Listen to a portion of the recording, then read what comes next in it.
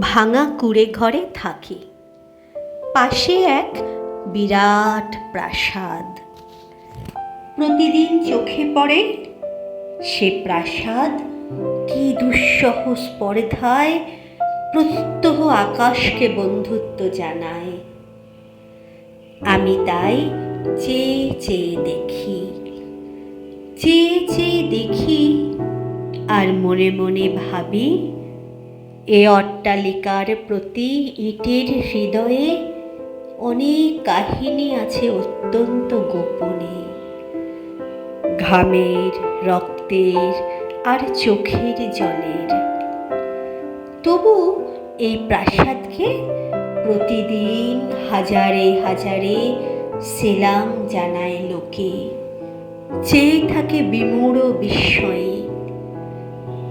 আমি তাই এই প্রাসাদে এতকাল ঐশ্বর্য দেখেছি উদ্ধত এক বিনিয়াদি কীর্তির মহিমা।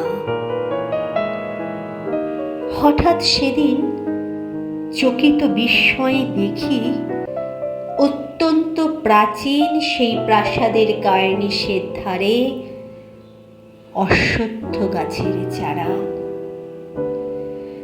অমনি পৃথিবী আমার চোখের আর মনের পর্দায় আসন্ন দিনের ছবি মেলে দিল একটি পলকে।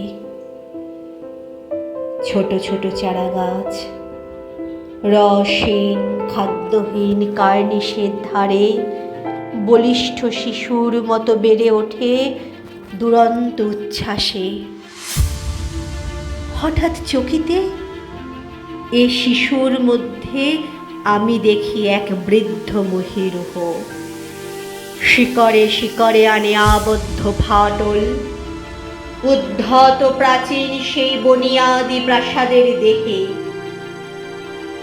ছোট ছোট চারা গাছ নিঃশব্দে হাওয়ায় দোলে। কান পেতে শুনি প্রত্যেক ইটের নিচে ঢাকা বহু গোপন কাহিনী, রক্তের, ঘামের আর চোখের জলের।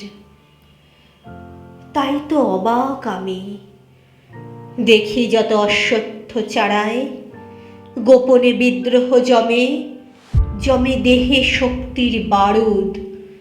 প্রাসাদ বিদীর্ণ করা বন্যা আসে শিকড়ে শিকড়ে। মনে হয় এইসব অশ্বত্থ শিশুরা রক্তের, ঘামের আর চোখের জলের ধারায় ধারায় জন্ম। ওরা তাই বিদ্রোহের দূত। ধন্যবাদ।